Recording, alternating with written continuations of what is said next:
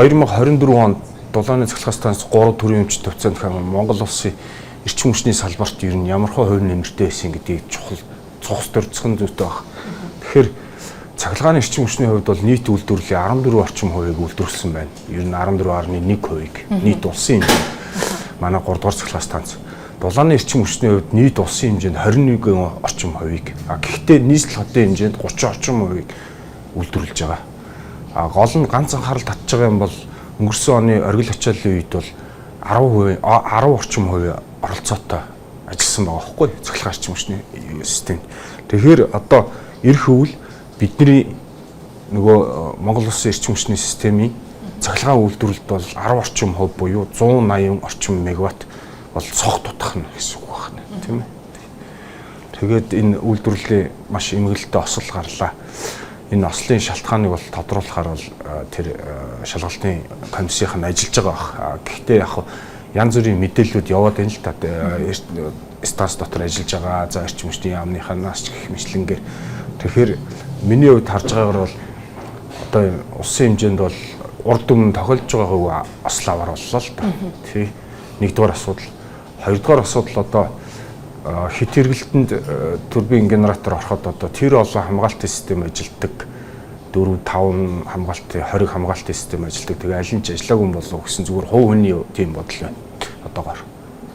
Яг одоо энэ дулааны 3 дугаар цахилгаан станц ч гэдэг юм уу те олон жилийн насжилттай юм станцуудыг ярихаар дандаа л нөгөө насжилттай асуудал яригддаг. За тоног төхөөрөмжийн шинжилэл одоо хийгдээгүй, засвар шинжил хийгддэггүй, за эсвэл одоо хит хуучирсан ч гэдэг юм уу. Гэтэл дулааны 3 дугаар цахилгаан станцд бол бидний одоо байгаа мэдээлэлээр бол мэдээж нөгөө ковидын дараа эрчим хүчний салбар тодорхой хэмжээний тоног төхөөрөмжийн шинжилгээ засварууд бол хийгдэх ёстой байсан. Тэгээд тэр засвар шинжилгүүд нь ер нь хийгдэж явсан юм уу? Өнөөдрийг хүртэл яг яагаад нөхцөл байдал иймдээ хүрсэн бэ? Таны сая одоо хэлж байгаа нөө аваарын одоо өөрөө хамгаалах юм систем нь ажиллаагүй гэж байна. Тэгэхээр энэ бас одоо ямар шалтгаантай байж болох вэ?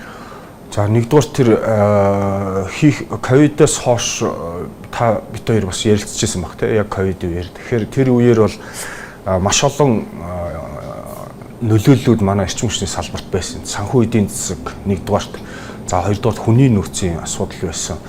За тоног төхөөрөмжийн нийлүүлэлтийн асуудал, хангамжийн асуудал байсан тийм ээ. Тэгэхээр нөгөө Орос улсаас хориг тавьсан. За дээр нь Европоос ирж байгаас манай сэлбэг бараа хэрэгслүүд Украин, Белорусын нутгаар дамжиж өнгөрөхөө байсан гэх мэтлэнгээр. Тэгэхээр энэ олон асуудлууд бол манай эрчим хүчний салбарт бол одоо хүртэл хэвээрээ байгаа тийм. Хийх ёстой засвараа хийж чадахгүй, цаг тухайд нь хийж чадахгүй байна. Эдийн засгийн санхүү төсөв мөнгөтэй холбогдлолтойгоор за дээр нь хүний нөөцийн маш том гүн хямралд орсон.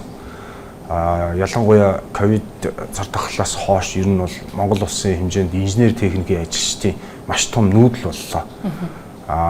Манай чадвартай ялангуяа орон толгой гэх мэтлэнгээр гадны төслүүдээр ажиллаж байгаа инженер техникийн ажилчид маань Канада, Австрали, Япон, Өмнөд Солонгос гэх мэтлэнгээр орнууд руу дэвшээд явчихж байгаа гэх юм уу та. Харин манай эрчим хүчний салбарт ажиллаж байгаа инженерүүд маань оюутлахаар ингээд яг ингээд нэг шат дэше хахад ингээд орчиж байгаа. Тэгэхээр энэ салбарт нөгөө бэлтгэгддэг бараг 7-8 жил болж байгаа энэ туршлагатай инженерүүд бэлтгэдэг газар маань ингээд гів гинт ингээд ажиллах хүчний нүүдэл болчоор ингээд манай тоноглолын аюулгүй байдлаас ахуулаад зөндөө юм урган гарна л да. Хоёрдугаар асуудал хүний нөөц гэж энэ та тий. Тэгэхээр энэ манай саяны осол болдог турбин генераторын төслөг манай 2014 онд хэрэгжсэн. Бүгд найрамд хятад ард улсад үйлдвэрлэгдсэн турбин генератор тийм ээ. За тэгээд энэ хэлний асуудлаас гадна энэ туршлагын асуудал байна тийм ээ. Манай өмнөх бүх тоноглолууд маань зөвлөлт холбоотой улсын үе зураг төсөл нь хийгдсэн Оросын турбин 100 үйлдвэрлэгч нарын бараа бүтээгдэхүүнүүд шүү дээ. Тэгэхээр энэ дээр бас нэг нэлийн том ан цав гарч байгаа маа. Нэг нөгөө хэлгий. Одоо инженер техникийн ажилчид дунд маань англи хэлтэй, орос хэлтэй хүмүүс байж байтал одоо шинэ үеийн төслүүд маань бүгд найрамд хятад ард улсын хөрөнгө оруулалттай төслүүд байна тийм ээ. Өргөтгөлийн төслүүчдэр, засвар үйлчилгээний төслүүчдэр манай улсад хэрэгжиж байгаа төслүүд. Тэгэхээр нөгөө хятад хэлтэй эрчим хүчний инженерүүд маань нэлээд эрэлтэгч чинь зах зээл дээр. Дээр нь бас төсөл хэрэгжүүлж байгаа төслийн нэгжийн удирдлага зохион байгуулалт донд яг хятад хэлтэй инженер техникийн ажилчид бол байгаагүй. 3 дугаар цахилгаан станцын төсөл дээр жишээ. Би бол тэрийг бол шулуухан одоо нөгөө хэлчмээр. Сая одоо дулааны 3 дугаар цахилгаан станц дээр гарсан ослын дараа бол эрчим хүчний сайд ер нь одоо цаашдаа 100 орчим мегаваттын одоо эрчим хүчний дутагдлалд орох нэг гэсэн юм байр суурийг бол илэрхийлсэн маа. Тэгээд энийг ингээд харахаар бас тодорхой хэмжээнд өнөөдрийн одоо оргил цагийн ачаалттай за 1500-аас дээшээ байлаа гэж бодоход нэг 18-9 орчим хувь нь бол дутагдахаар юм байна. Тэгэхээр ер нь цаашдаа яг энэ одоо дутагдлыг нөхөх ямар боломж гарц гаргалгаа. За жишээ нь оюутлогоо дээр бол одоо хятадын цахилгаан дамжуулах шугамар бас одоо хятадаас одоо эрчим хүчээ авч ийн. Өөр ямар боломжууд байна? Орос албаны усаас бас авч байгаа. За тэгэхээр хамгийн нэгдүгээрт миний зүгээр найдлага бөөрөлжтийн дулааны цахилгаан станц 2 дугаар хэлж байна.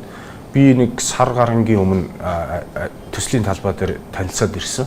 За тэн дээр бол барилгын ажил бол нэлээд өндөр хувьтай. Ягаад тэгэхээр нэгдүгээр ээлжээ ашиглалтанд оруулангаа бас энэ хоёрдугаар ээлжийн ажил санхүүжилтөй шийдэгдсэн байсан учраас эхэлсэн явж исэн.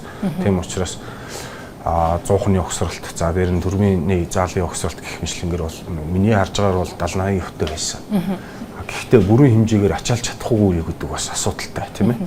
Нийт 300 мегаватт болох нь шүү дээ. Бүрэн хэмжээгээр жигд ажиллаж чадахгүй юу гэдэг асуудалтай.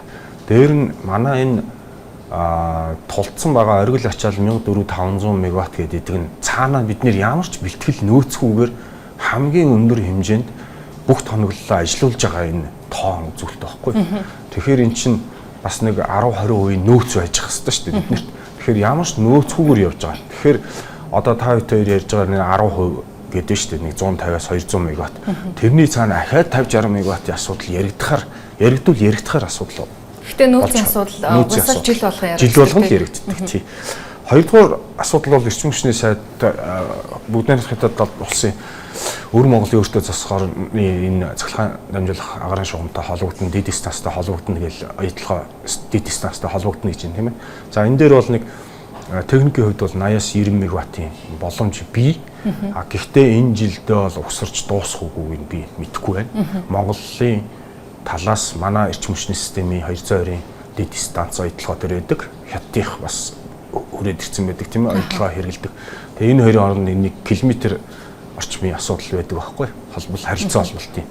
За энийг би бас маш өөдрөгөөр харж байгаа. Ягаад гэхээр манай Монгол улсын эрчим хүчний систем маань хоёр оронд хоршдог хоёулантай нэгдүгээрт холбогдож байна. Ач холбогдлын хувьд интеграц 100% эрчим хүчний системийн интеграц гэж хэмжлэнгээр аюул олон санаачлагууд явдаг. За хоёрдугаар ач холбогдол бол Орос албаны устай холбогддог шугам маань гэмтсэн үед бид нар бас нөөц шугамтай боллоо гэсэн үг аюулгүй байдлын хувьд тийм ээ. Тэ. Тэгэхээр энэ нь бол маш өндөр ач холбогдолтой төсөлтөө.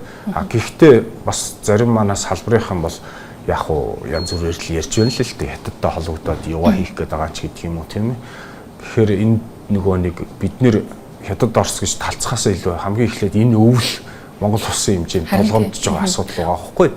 Тэгэхээр манай аж ахуй нэгжүүд би бол өнгөрсөн жилээс хойш хэлээл байгаа. Эрчим хүчний манай систем яам маань энэ аж ахуй нэгжүүд бизнес эрхлэгчтэйгээ хохирлгүй энэ өвлийг давахын тулд хуваар гаргаж өгөө. Тий. Онц байдлын хэмжээнд аваачаа энэ асуудлаа.